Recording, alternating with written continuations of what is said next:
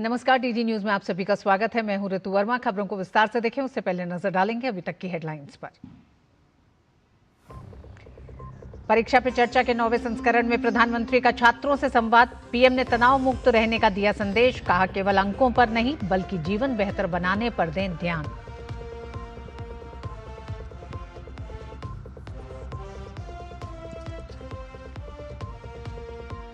केंद्रीय गृह मंत्री अमित शाह ने हीरानगर सेक्टर में गुरनाम और बोबिया सीमा चौकियों का किया दौरा। सीमा रक्षकों के लिए कल्याणकारी योजनाओं का किया उद्घाटन। ऑपरेशन सिंदूर के दौरान बीएसएफ जवानों की बहादुरी को किया नमन।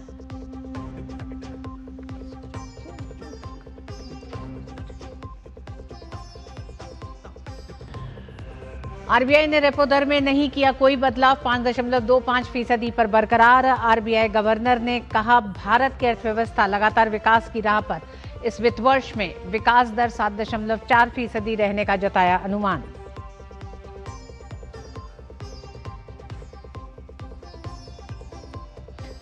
पाकिस्तान की राजधानी इस्लामाबाद में बड़ा धमाका। तारलाई में स्थित इमामबाड़ा में हुआ विस्फोट। पाकिस्तानी मीडिया के मुताबिक ब्लास्ट में कम से कम 15 लोगों की मौत, 80 से ज्यादा घायल।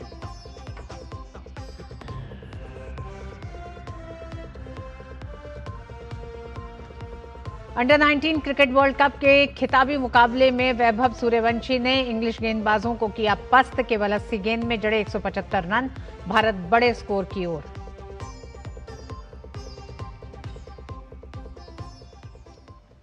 प्रधानमंत्री नरेंद्र मोदी ने आज परीक्षा पे चर्चा के 9वें संस्करण में देश भर के विद्यार्थियों से संवाद किया। प्रधानमंत्री नरेंद्र मोदी ने परीक्षा से संबंधित विषयों मसलन तनाव मुक्त रहने की आवश्यकता और पढ़ाई पर ध्यान केंद्रित करने जैसे मुद्दों पर छात्रों के साथ चर्चा की। प्रधानमंत्री ने बच्चों से परीक्षा में ध्यान केंद्रित करने और विषयों को याद रखने के तरीके पर भी चर्चा की। उन्होंने बच्चों को नॉलेज शेयरिंग मॉडल सुझाया। आपसे ये प्रश्न है कि जैसे हम पढ़ाई करते हैं उस समय पे हमें इधर उधर के बहुत सारे ख्याल आते हैं तो हम फोकस नहीं कर पाते, तो उस समय पे अपने आप को शांत कैसे रखें? क्योंकि हम पढ़ तो लेते हैं लेकिन बहुत जल्दी भूल जाते हैं।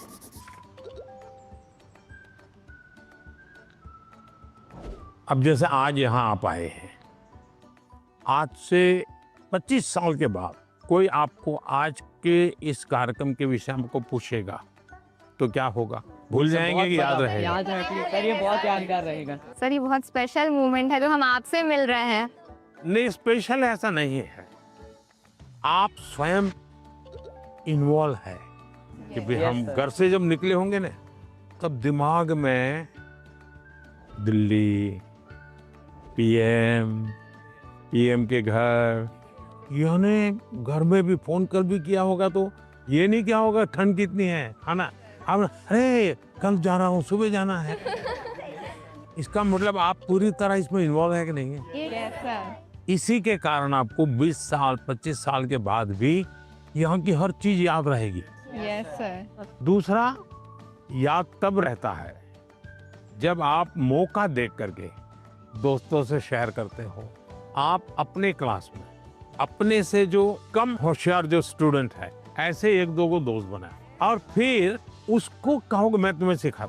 अपने से ऊपर का जो स्टूडेंट है हमसे ज्यादा होशियार है उसको कहो मैं 5-10 मिनट मेरे साथ बैठो, मुझे बताओ मैं ये सोच रहा हूँ ठीक है क्या, तुम करेक्ट करो, तो हमें डबल फायदा होगा।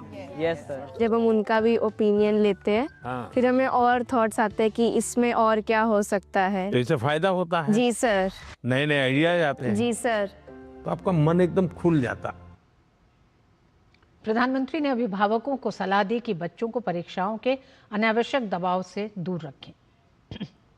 कमकौर है, मैं पंजाब से आई और मेरा आपसे ये प्रश्न है कि जो 12वीं कक्षा के स्टूडेंट्स होते हैं वो अपने बोर्ड्स के एग्ज़ाम के साथ जो कंपटीशन एग्ज़ाम्स होते हैं उसकी भी तैयारी करते हैं। क्या ये सही है? क्योंकि उन दोनों एग्ज़ाम्स के जो एग्जामिनेशन पैटर्न होता है वो बहुत अलग होता है और वो एग्ज़ाम्स आते भी सेम टाइम पे हैं। ये चिंता आपकी सही है। एक ही समय में दो मान लीजिए क्रिकेट का खेल खेल रहा है, उसी समय उसको फुटबॉल का भी मैच में जाना है, है तो उसको लगता है कि मैं क्रिकेट के लिए मेहनत करूं कि फुटबॉल के लिए। Yes sir. मेरा आग्रह रहेगा तो आपको पहली प्रायोरिटी 12th को देनी पड़ेगी। लेकिन अगर हमने एक विद्यार्थी के रूप में जो मेरे उम्र से मेरे क्लास से जुड़े हुए सिलेबस को आत्मसात किया है तो कॉम्पिटिटिव एग्जाम उसके लिए अलग मेहनत नहीं करनी पड़ेगी। Yes sir. ये बाय प्रोडक्ट होगा। कुछ माँ बाप को क्या रहता है इस उम्र से पहले ये हो जाना चाहिए। Yes sir. तो मैं माँ बाप से कहूंगा उनकी क्षमता योग्यता रुचि के अनुसार कि बच्चों को खिलने दो। और आइए आपको सीधे लिए चलते हैं ओडिशा के भुवनेश्वर, जहां राष्ट्रपति द्रौपदी मुर्मू ब्लैक स्वान शिखर सम्मेलन में मुख्य अतिथि के तौर पर शामिल हो रही हैं। Bring inclusion. I am happy to know that it has brought together policymakers, technologists, financial institutions, and investors on a single platform who have deliberated over 2 days on various topics, ranging from AI and fintech innovation to sustainable finance, digital public infrastructure, and empowerment of small and medium enterprises. Today, we are living in a time when technology is evolving at an unprecedented pace. New innovations arrive so rapidly that our systems, skills, and business models often struggle to keep up. Automation, artificial intelligence, and machine learning are transforming every sphere of life: education, healthcare, jobs, and business. At the same time, these rapid advancements can also bring serious challenges, including cybersecurity threats, deepfakes, misinformation, and an increasing dependence on technology. However, the rapid technological changes have a huge positive impact on innovation and growth. Through events such as this summit, innovative methods can be explored to leverage technology's further enhancing capabilities through skilling, generate employment, and accelerate the digital and financial transformation. Ladies and gentlemen, in the past decade, India has witnessed an impactful innovation in the financial system. India is the fastest growing major economy in the world. Our country is moving towards becoming the world's third largest economy in the near future. This has been possible due to enabling policies of the Government of India, supported by innovations in digital and financial systems. In the past 11 years, more than 57 crore Jan Dhan accounts have been opened across the country, which is a revolution in access, trust, and wide participation of people. Today, with a simple smartphone and a basic bank account, a woman receives welfare benefits directly in her account, a farmer receives payment on time, and a small kirana shop accepts digital payments from any customer. For them, fintech is not a technical term. It has become their lifeline. India's fintech story should be remembered not only as a tale of technology, but also as that of gender justice. Women constitute an important segment that requires focused attention for the promotion of fintech. Fintech must view them not only as end users, but as leaders, professionals, and entrepreneurs. Today, more than 56% of Jan Dhan accounts are held by women.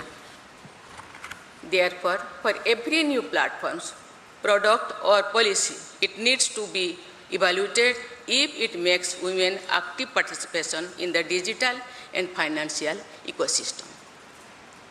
An inclusive fintech ecosystem is one in which women are visible at every level, from village entrepreneurs and banking correspondents to engineers, founders, and board members. I am happy to know that separate session was held on scaling women's skills and supporting women-led SMEs in the summit.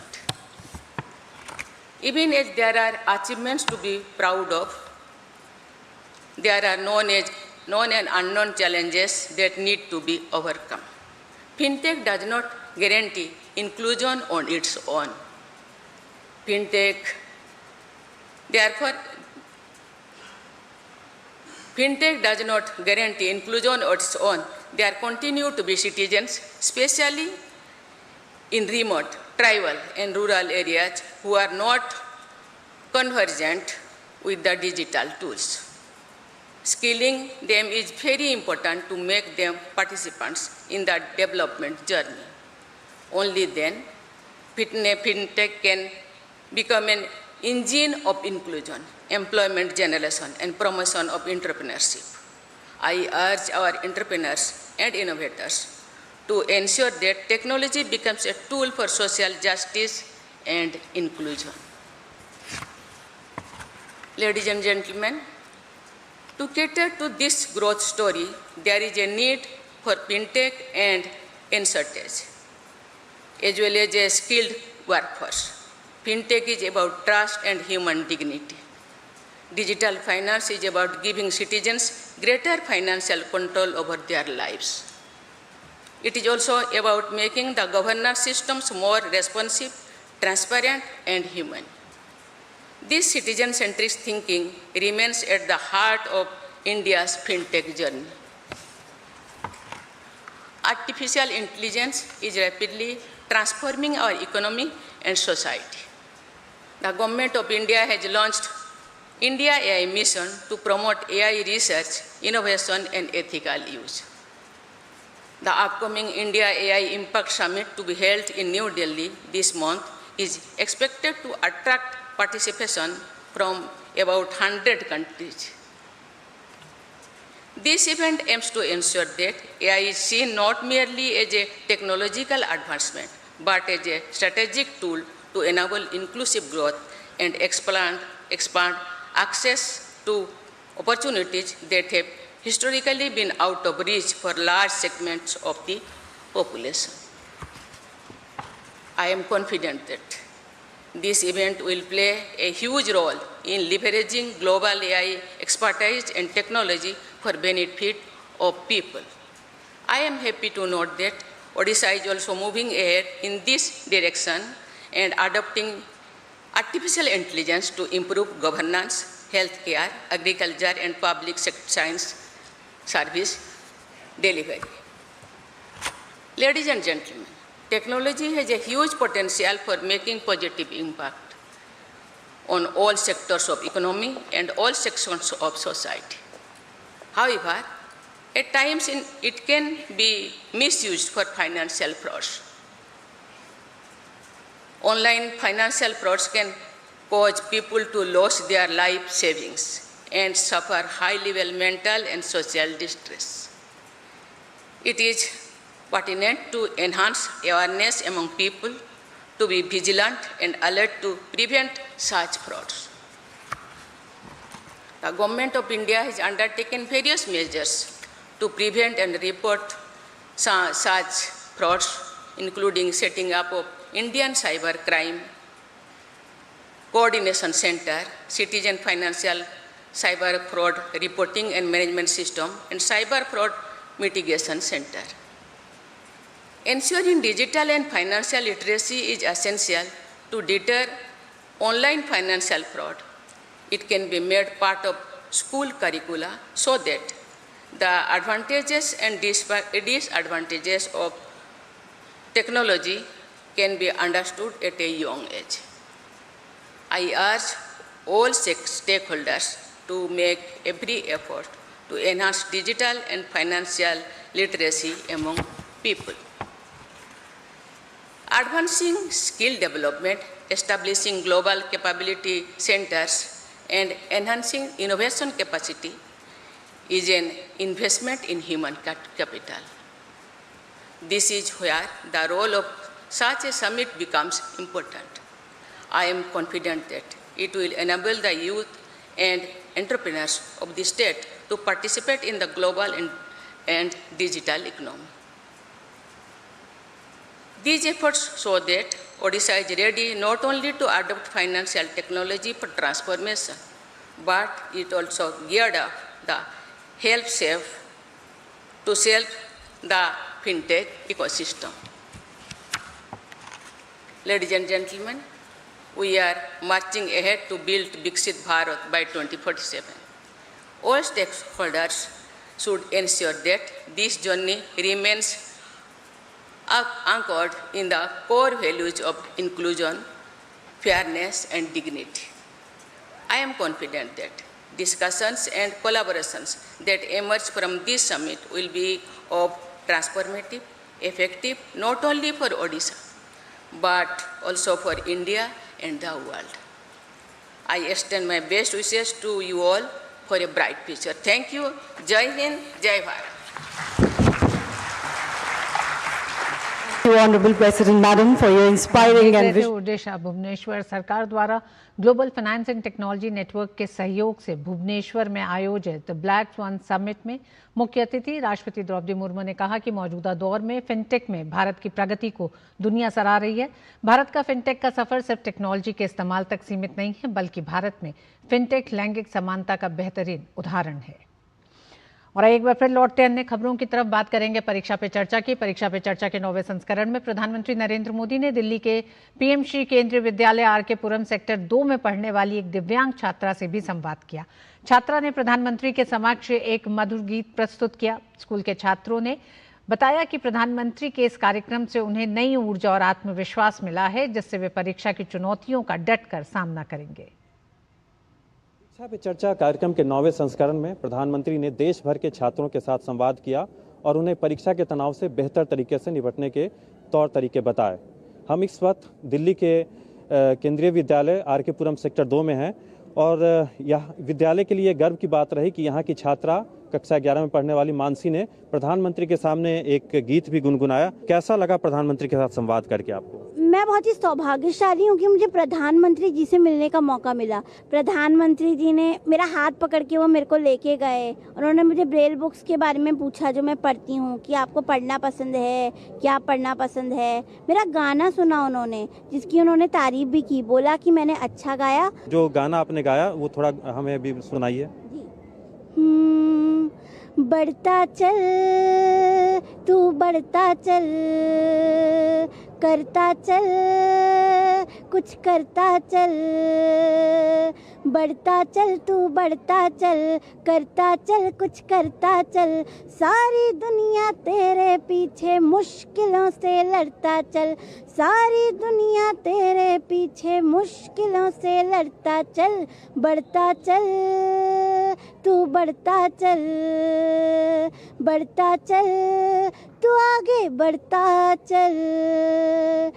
तो आपने मानसी को सुना जो काफ़ी गौरवान्वित महसूस कर रही हैं कि प्रधानमंत्री के साथ उन्हें संवाद करने का मौका मिला। हमारे साथ और भी छात्र हैं जिनसे हम जानना चाहेंगे कि आज जो परीक्षा पे चर्चा कार्यक्रम हुआ क्या उन्हें सीखने को मिला। पहली बात तो हमें अपने एग्ज़ाम से नहीं डरना चाहिए, वो हमें मेंटेन करनी चाहिए दोनों चीज़ें। जैसे प्रोफेशनली हमें कुछ अलग चीज़ें सीखनी है या एग्ज़ाम, तो हमें दोनों को साथ में मेंटेन करके चलना चाहिए। तो आपने सुना किस तरह जो देश भर के छात्र हैं वो प्रधानमंत्री की परीक्षा पे चर्चा में प्रधानमंत्री द्वारा कही गई बातों को सुनकर काफ़ी उत्साहित महसूस कर रहे हैं।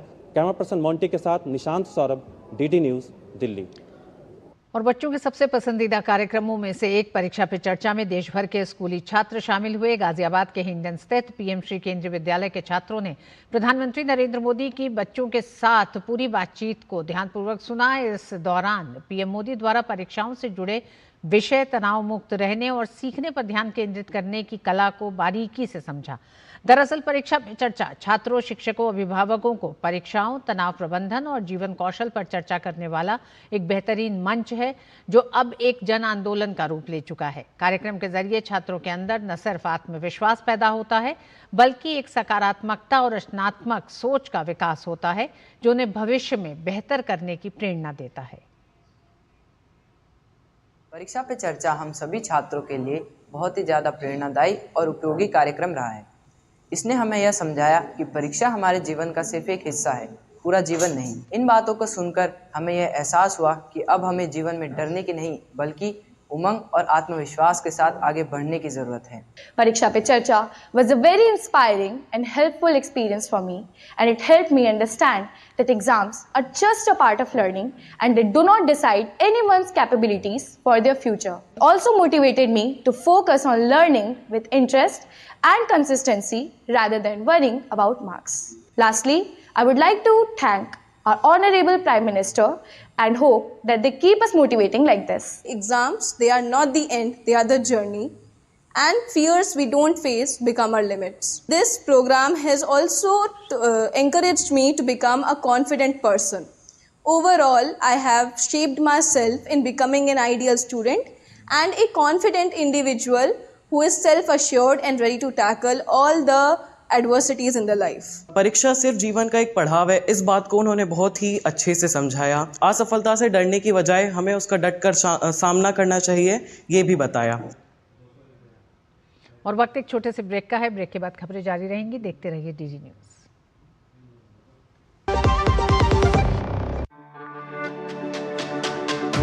मेरी पसंद, मेरी पसंद, मेरी पसंद, मेरी पसंद,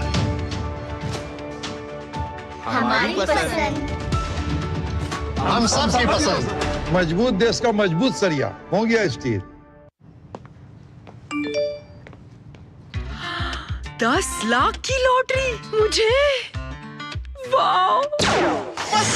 फर्जी ऑफर्स से सावधान। आरबीआई कहता है जानकार बनिए, सतर्क रहिए। टिंग टिंग, आपके लिए एक फेस्टिवल ऑफर है। क्यूआर कोड स्कैन करो, यूपीआई पिन डालो और 10,000 रुपए आपके बैंक अकाउंट में। पिन डालूंगा तो पैसा खट से आएगा नहीं, झट से कट जाएगा।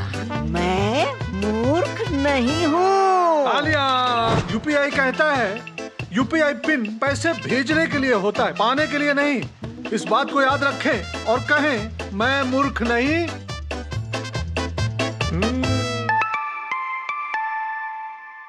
जाइए, आप भी किसी का टेस्ट लीजिए।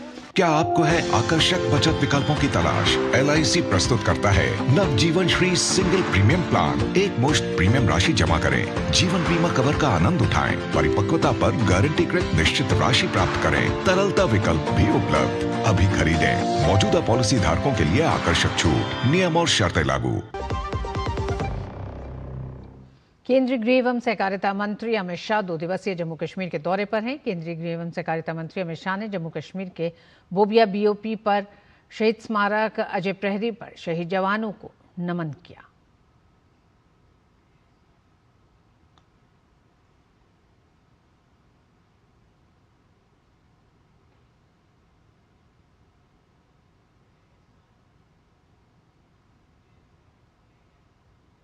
केंद्रीय मंत्री अमित शाह ने सीमा चौकी जम्मू कश्मीर की बोबिया BOP का भी दौरा किया।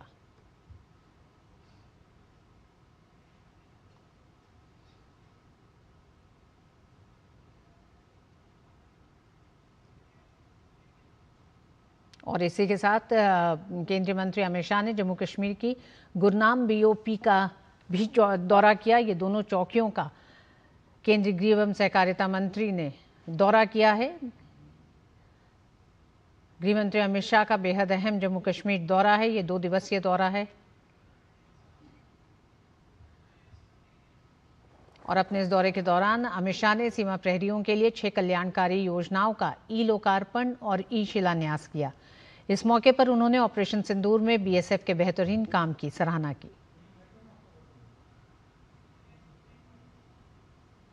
अभी ऑपरेशन सिंदूर में बीएसएफ के शौर्य वीरता एक प्रकार से 6 दशक के इतिहास में स्वर्णिम अध्याय बनकर रहा है।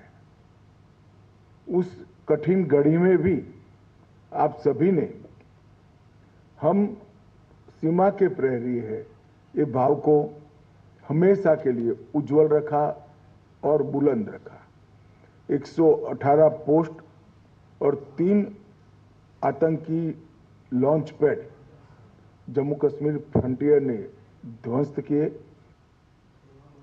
साथ ही गृह मंत्री ने कहा कि सरकार बीएसएफ के जवानों के कल्याण के लिए एक योजना लेकर आएगी। बीएसएफ के 60 वर्षों की गौरवमयी यात्रा के 61वें स्थापना दिन पर जब मैं कार्यक्रम में गया था तब मैंने कहा है कि बीएसएफ का 61वां वर्ष बीएसएफ के मॉडर्नाइजेशन और बीएसएफ के जवान और उनके परिवारजनों के कल्याण का वर्ष बनाया जाएगा। गृह मंत्रालय में एक टीम ये दोनों चीजों पर काम कर रही है। बीएसएफ के जवान के कल्याण के लिए भी हम एक विशिष्ट योजना लेकर आएंगे और पूरी बॉर्डर सिक्योरिटी का जो काम है उसको तकनीक के आधार पर मॉडर्नाइज कर आपकी सहायता कैसे की जा सके इसके लिए भी भारत सरकार बहुत बड़ी राशि खर्च करने वाली है। और प्रधानमंत्री नरेंद्र मोदी की 2 दिवसीय मलेशिया यात्रा की शुरुआत शनिवार से होगी। मलेशिया में रहने वाले भारतीय मूल के उद्यमी पीएम की इस यात्रा को लेकर काफी उत्साहित हैं। उनका कहना है कि प्रधानमंत्री की इस यात्रा से दोनों देशों के व्यापारिक संबंधों में और मजबूती आएगी। साथ ही इन उद्यमियों ने पीएम मोदी की व्यापार नीतियों की भी तारीफ की है। आइए सुनते हैं क्या कहा मलेशिया में भारतीय प्रवासियों ने। और इसी के साथ मुझे दीजिए अनुमति। नमस्कार।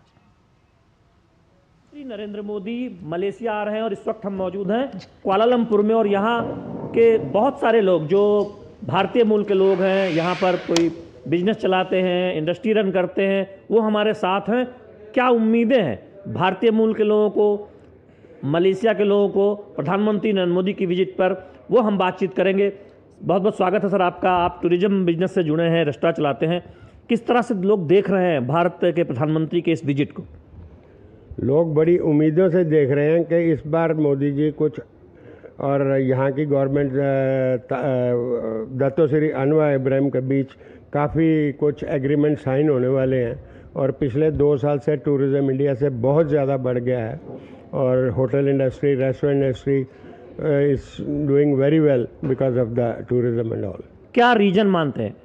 एक तो फ्लाइटों की कनेक्टिविटी बहुत अच्छी हो गई है, दूसरा वीज़ा फ्री है, इंडियंस के लिए कोई वीज़ा लेने की ज़रूरत नहीं, सीधा अपनी hotel booking and return ticket दिखाइए, आपको इमिग्रेशन से क्लियरेंस मिल जाएगी। बेस्ट थिंग ये है भारत और आसियान का अगर टाइप हुआ है जो नरेंद्र मोदी जी के आने के बाद बहुत ज़्यादा ग्रो किया है, उससे हम जैसे भारतीय बिजनेसमैन को मलेशिया और आसियान में बिज़नेस करने की बहुत सरलता और बहुत अच्छी फाइनेंशियल सपोर्ट्स मिले हैं।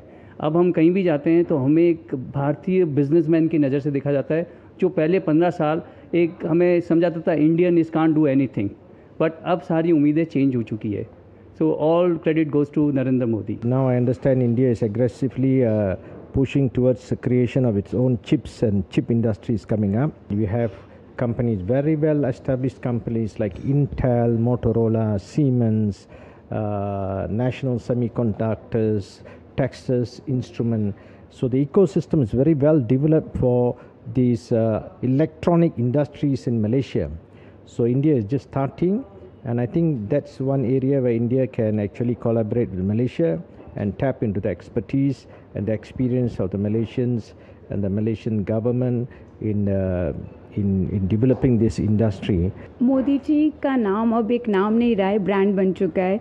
मोदी जी के आने से यहाँ का भारतीय समुदाय बहुत ही ज़्यादा उत्साहित है, उमंगों से भरा हुआ है। Semiconductor industry, artificial intelligence, fintech, power and many other new sectors will open and भारतीय समुदाय मोदी जी के यहाँ डायस्पोरा बेसिकली आँखें बिछाकर इंतज़ार कर रहा है। Malaysia is moving towards into lot of activities from India. They are looking for it. Mainly into skilled laborers. We are a lot of skilled laborers from India in Malaysia. So as Mr. Panivel said, he said the semiconductor industry is now booming up in India. So they are now, India is looking for the design, chip design and other areas to be established in Indian side.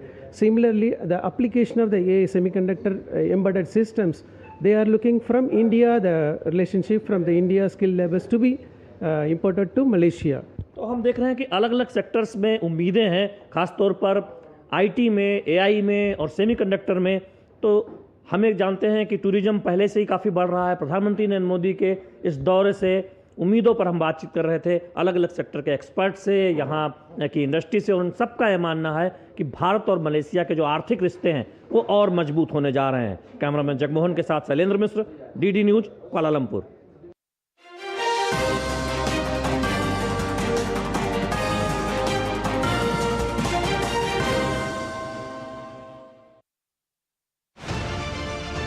कभी किसी ने सोचा नहीं होगा कि भारतीय rail के लोहे जैसे ढांचे में भी एक महिला शीर्ष पर काबिज हुई हैं, जिन्होंने अपने नेतृत्व से ये भी साबित कर दिया है कि नेतृत्व क्षमता का कोई जेंडर नहीं होता। जब मैंने ये चॉइस करी तो मुझे बहुत एक्साइटिंग लगा। रात में लोकोमोटिव में चलना या गार्ड के साथ चलना या टिकट चेकिंग करना, ये सब चीज़ें जो थी ना, वो एकदम कंप्लीट एडवेंचर था। भारत के लिए बहुत ही इम्पोर्टेंट ऑर्गेनाइजेशन है, हम इसे जीवन रेखा कहते हैं देश की। रेजिस्टेंस आती है, आप चाहे आप महिला हो चाहे आप पुरुष हो, आपकी मैनेजरियल स्किल इसी में है कि आप उसको टैकल करें।